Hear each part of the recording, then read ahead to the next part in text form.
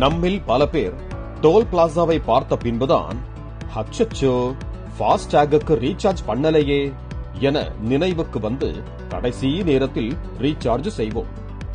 இனி அதுக்கெல்லாம் வாய்ப்பில்ல ராஜா என கராராக அறிவித்துவிட்டது National Payments Corporation of India.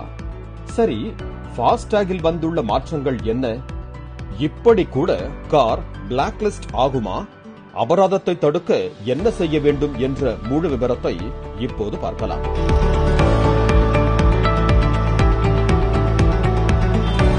நாடு முழுவதும் உள்ள சுங்கச்சாவடிகளில் வாகனங்களுக்காக சுங்க கட்டணத்தை ஃபாஸ்டாக் ஸ்டிக்கர் ஸ்கேனிங் மூலம் செலுத்த வேண்டும் என்ற விதி அனைவரும் அறிந்ததே.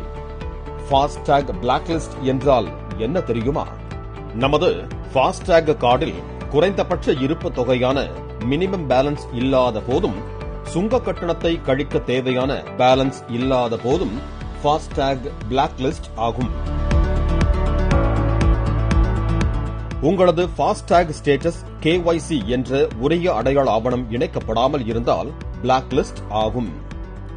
அந்த KYC-யில் RC என்ற வாகன உரிமைக்கான கார்டு குறித்த ஆவணங்களையும் அப்டேட் செய்திருத்தல் அவசியம்.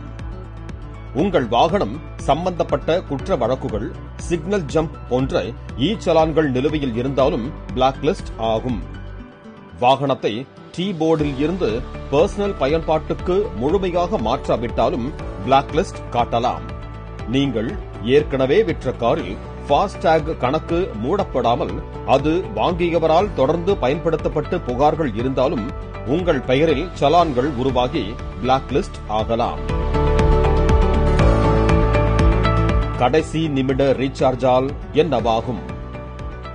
முன்பெல்லாம் ஃபாஸ்டாகில் பணம் இல்லாவிட்டால் வண்டியை ஓரமாக நிறுத்தி ஸ்பாட்டிலேயே ரீசார்ஜ் செய்து அது அப்டேட் ஆகிவிட்டால் பின்னர் சுங்கச்சாவடியை அபராதமின்றி கடக்கலாம்.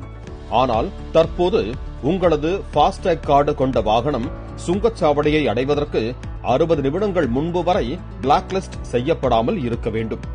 அப்படி பிளாக் லிஸ்ட் ஆனால் சுங்க கட்டணத்தை அபராதத்தோடு சேர்த்து 2 மடங்காக உயர்த்தி செலுத்த நேரிடும். எச்சரிக்கை. இதை தவிர்க்க என்ன செய்ய வேண்டும்?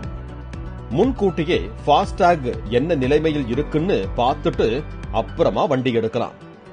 நீண்ட நாட்கள் பயன்படுத்தாத ஃபாஸ்டாக் கார்டுகள் ஆக்டிவாக உள்ளதா என பார்க்க வேண்டும். பயணம் முடிந்ததும் சுங்க கட்டண பணம் கணக்கில் இருந்து கழிந்ததா என உறுதி செய்தல் அவசியம். 2 மடங்கு கட்டணம் செலுத்திய பிறகு அபராத தொகையை திரும்ப வாங்கிக் கொள்ளும் வசதியும் உள்ளது. அபராதத்தை ரீஃபண்ட் வாங்குவது எப்படி? 2 மடங்காக செலுத்திய அபராத தொகையை ரீஃபண்ட் வாங்க அவகாசம். சுங்கச்சாவடியை கடந்த 10 நிமிடங்களுக்குள் ரீசார்ஜ் செய்து ஏற்கனவே செலுத்திய பெனால்டி ரீஃபண்டை வங்கி ஆப் மூலம் முறையிட்டு கூடுதலாக செலுத்திய அபராத தொகையை திரும்ப பெறலாம்.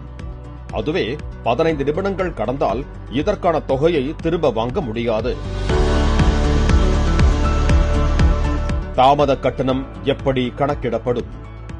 ஒரு வண்டி சுங்க கட்டணத்தை செலுத்திவிட்டு சுங்கச்சாவடியை கடந்த பிறகு 15 நிமிடங்கள் வரையிலும் பணம் கணக்கில் இருந்து கழிக்கப்படாமல் ப்ராசஸிங்கிலேயே இருந்தால் ஃபாஸ்டாக் பயனாளர் கூடுதல் கட்டணம் செலுத்த வேண்டியிருக்கும். எனவே வாகன ஓட்டிகள் ஃபாஸ்டாக் அபராதத்தை தடுக்க இந்த வழிமுறைகளை மறக்காமல் பின்பற்றுவதோடு பயனுள்ள இந்த தகவலை பலருக்கும் பகிரலாமே.